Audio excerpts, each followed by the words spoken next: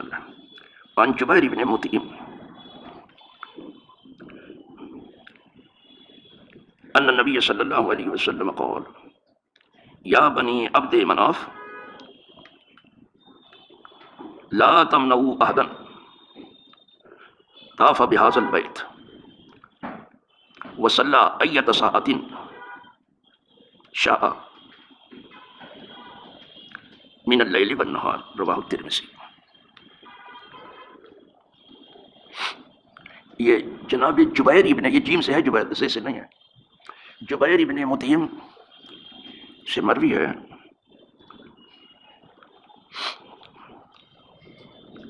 کہ حضور صلی اللہ علیہ وسلم نے فرمایا کہ اے بنی عبد مناف، کسی ایک کو منع مت کرو جو اس گھر کا طواف کرے، یعنی خانہ کعبہ کا، اس کو منع مت کرو. تو ایک روایت میں تو یہی ہے بنی عبد مناف، اور ایک روایت میں بنی عبد المطلب ہے. بات وہی ہوتی کہ اس گھر کا جو ہے کوئی اگر طواف کرتا ہے اللہ کے گھر کا، اس کو منع مت کرو. اس لیے کہ اس گھر کا طواف جو ہے وہ نماز جیسا ہے، بالکل نماز جیسا ہے، بلکہ وہاں یہ طواف جو ہے نفل نماز سے بہتر ہے. اور یہی طواف دنیا کے کسی گوشے میں نہیں ملے گا. نفل کہیں بھی پڑھ لو، یہ طواف نہیں ملے گا. اور طواف اس گھر کے سوا کسی چیز کا نہیں ہے، بس کسی چیز کا نہیں ہے. نہ کسی آدمی کا چکر لگایا جائے گا، نہ کسی خانقاہ کا چکر لگایا جائے گا، نہ کسی قبر کا چکر لگایا جائے گا. صرف یہ طواف خاص ہے بیت اللہ الحرام کے لیے. اس کے بارے میں کہا کہ طواف بالبیت صلاۃ، اس گھر کا طواف نماز ہے. اس لیے پوری طہارت چاہیے، وہاں ٹھیک سے وضو چاہیے، آپ کو بہت ادب چاہیے. تو سرکار نے فرمایا کہ اے بنی عبد مناف یا بنی عبد مختلف، بنی یعنی اولاد، اب اے مناف کی اولاد ہے، عبد المطلب کی اولاد، کسی کو اس گھر کے طواف سے مت روکو.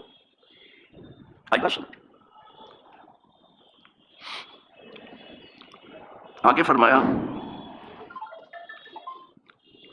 اور نماز پڑھنے سے مت روکو. صلی اللہ علیہ، طواف سے بھی مت روکو اور نماز سے بھی مت روکو.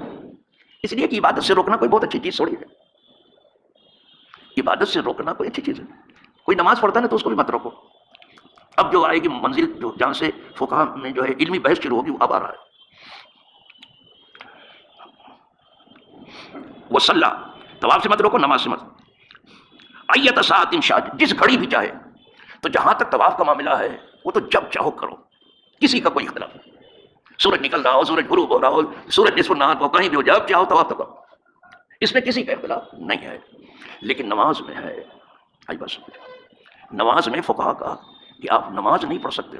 اور طواف کے بعد جو 2 رکعت نماز پڑھی جاتی ہے وہ بھی ہر وقت نہیں پڑھ سکتے. لیکن یہ حدیث جو بتا رہی ہے وہ یہ کہہ رہی ہے کہ نماز بھی پڑھے تو مت روکو. یہیں سے شروع ہوا.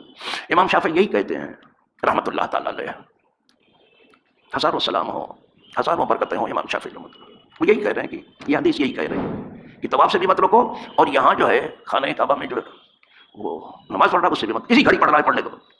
یعنی خانہ کعبہ کا اور حکم ہے، سمجھ میں، اور دنیا بھر کا حکم الگ ہے. ایسا سمجھ، یہ امام شافعی رحمۃ اللہ علیہ. لیکن فقہاء احناف جو ہے، حنفی فقہاء، وہ کہتے ہیں کہ نہیں، طواف تو کر سکتا ہے، جب چاہے کر سکتا ہے. لیکن نماز پڑھنے کی جہاں تک بات ہے وہ ہر وقت نہیں پڑھ سکتا. طواف کے بعد جو 2 رکعت ہے وہ بھی ہر وقت نہیں پڑھ سکتا. نہ طلوع کے وقت پڑھ سکتا ہے، نہ غروب کے وقت، نہ نصف النہار. یہ تو احناف جو کچھ کہتے ہیں، یعنی حنفی احناف، آپ کی سمجھ میں آیا کہ نہ؟ ایسا بڑی مصیبت تو یہ ہے. حنفی لوگ یعنی ہم لوگ جو ہیں، ہم حنفی کہلاتے ہیں، تو نماز کے بارے میں کہتے ہیں نہیں. تو اس کی وجہ یہ ہے کہ جو حدیثیں نہیں کے بارے میں آئی ہیں ان کے راوی زیادہ مضبوط ہیں. اور یہ حدیث جو خود ہے اس درجے کی نہیں کہ ان کے سامنے آئی ہے، روایت کے اعتبار سے بات سمجھ. اور یہ جتنے ائمہ ہیں سب کا زمانہ پہلے کا ہے، اس وقت کتاب کی شکل میں سب حدیثیں نہیں آئی تھیں.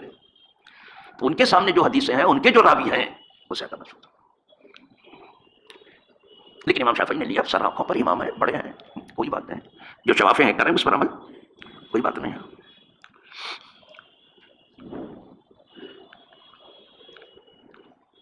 تو اس کو جو ہے یہ روایت کیا ترمذی نے بھی، ابو داؤد نے بھی، نسائی نے بھی۔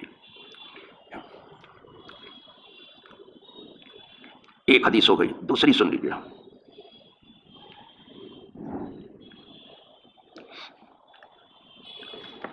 وعن ابی ہریرہ ان النبی صلی اللہ علیہ وسلم نہا عن الصلاۃ نصف النہار، ابو ہریرہ سے مروی ہے کہ حضور نے منع فرمایا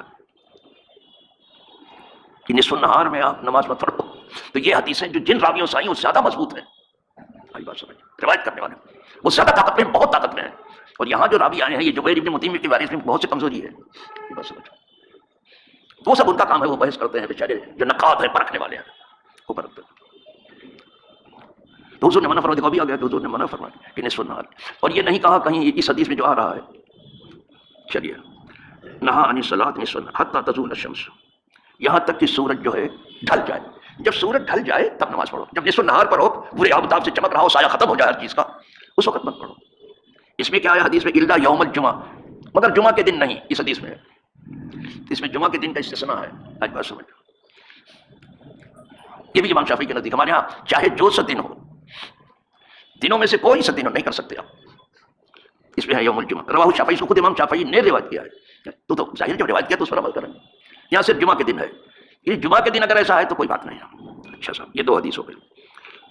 وعن ابی الخلیل عن ابی قتادہ قال کان النبی صلی اللہ علیہ وسلم کرہ الصلاۃ نصف النہار، ابو قتادہ کہتے ہیں نبی کریم صلی اللہ علیہ وسلم مکروہ سمجھتے تھے نماز کو نصف النہار میں، حتی تزول الشمس الا یوم الجمعہ، مگر وہ جمعہ کے دن، اس حدیث میں بھی ہے کہ جمعہ کے دن، ورنہ تو نہیں۔ قال قال رسول اللہ صلی اللہ علیہ وسلم، وہ کہتے ہیں حضور نے فرمایا ان الشمس تطلع ماہا قرن الشیطان، اس لیے کہ سورج طلوع کرتا ہے اور اس کے ساتھ شیطان کی سینگ ہوتی ہے، دیکھا، اس وقت نماز پڑھنے سے روکا گیا۔ فیض ارتفعت، لیکن جب سورج بلند ہو جائے، جب سورج طلوع کرتا ہے تو وہ شیطان کے سینگ کے ساتھ طلوع کرتا ہے، لیکن جب اونچا ہو جائے، ارتفعت،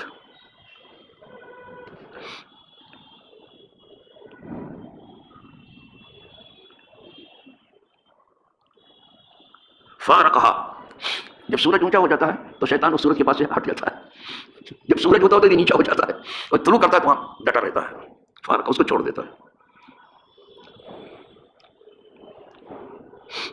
اچھا صاحب، ثم استوت قارنا، لیکن جب نصف النہار ہوتا پھر سورج کے پاس آ جاتا ہے شیطان، دیکھا، طلوع کے وقت، نصف النہار کے وقت، اسی لیے روکا گیا، تو پھر اس سے قریب آ جاتا ہے۔ فیضا زالت، لیکن جب سوال ہو جاتا ہے، سورج ڈھل جاتا ہے تو فارغ، پھر شیطان الگ ہو جاتا ہے، تو کبھی شیطان سورج سے بالکل لگ کے کھڑا ہو جاتا ہے، کبھی الگ ہو جاتا ہے، یعنی کبھی شیطان کا فتنہ چلتا ہے، کبھی نہیں چلتا ہے، بس سمجھ، اب ڈھل گیا تو ٹھیک ہے۔ اسی لیے مشہور ہے کہ چڑھتے سورج کو پوچھتے، ڈھلتے کو کون پوچھتا ہے؟ دنیا والوں کا حال یہی ہے، مشہور نہیں ہے کیا کہ چڑھتے سورج کو پوچھتے ہیں، کوئی ڈھلتے سورج کو پوچھتا، شیطان ہی ہٹ جاتا ہے تو کیا کرتا ہے؟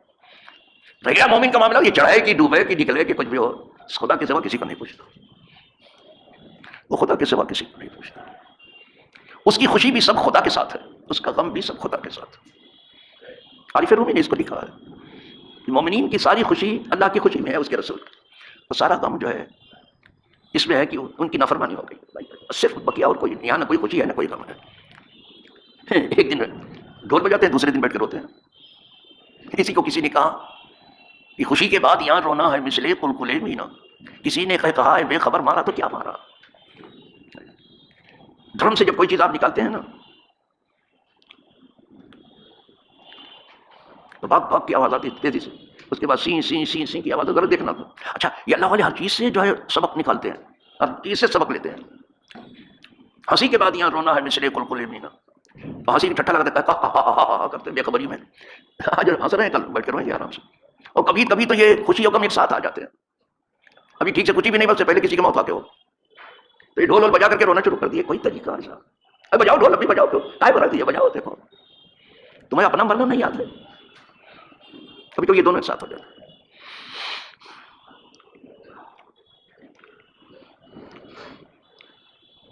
تو کہتے ہیں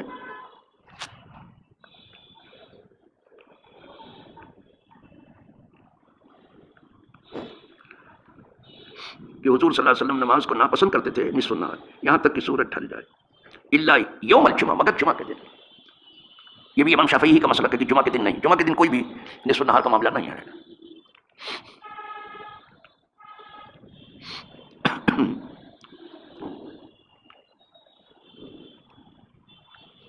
الا یوم الجمعہ۔ وقال، اور سرکار نے فرمایا کہ ان جہنم تسجر، جہنم جو ہے اس کو تپایا جاتا ہے، یعنی اس کی تیزی بڑھائی جاتی ہے، جہنم کی، آئی بات سمجھ، جہنم کی تیزی بڑھائی جاتی ہے، اس کو تپایا جاتا ہے، الا یوم الجمعہ، لیکن جمعہ کے دن نہیں، آئی بات سمجھ۔ تو امام شافعی یہی کہتے ہیں کہ ہر دن جو ہے رکنا پڑے گا نصف النہار میں، لیکن جمعہ کے دن نہیں۔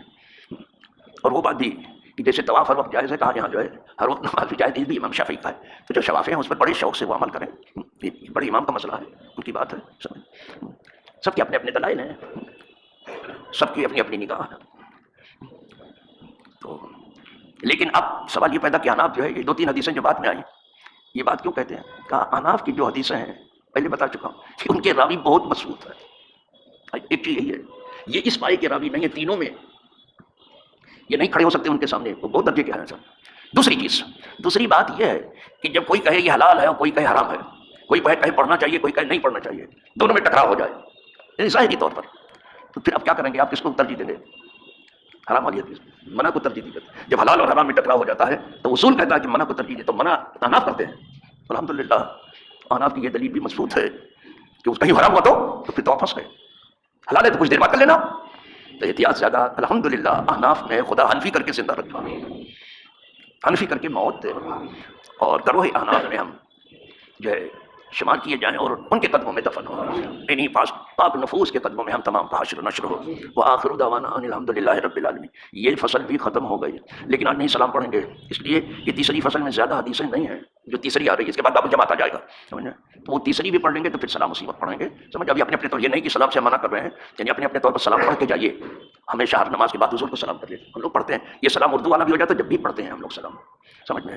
لیکن اردو والا پڑھ لیتے کہ کچھ لوگ اس کو تو پڑھ لیتے ہیں اور دوسرا نہیں پڑھتے، بھاگ جاتے ہیں، آج بس بات دعا بھی نہیں کرتے تو بھاگ جاتے ہیں، ان کو جلدی رہتی ہے۔ یہی سیکھا ہے انہوں نے، ان کا کوئی ارادہ ہی نہیں دین سیکھنے کا، جو کچھ سیکھ لیا اسی پر وہ قناعت کر بیٹھے، اور جو کچھ کمایا اس پر قناعت نہیں ہے، وہ دھول کی رسی بٹتے رہتے ہیں، اس پر بھی قناعت کر لیے ہوتے تو بہت اچھا ہو جاتا، تکلیف ختم ہو جاتی۔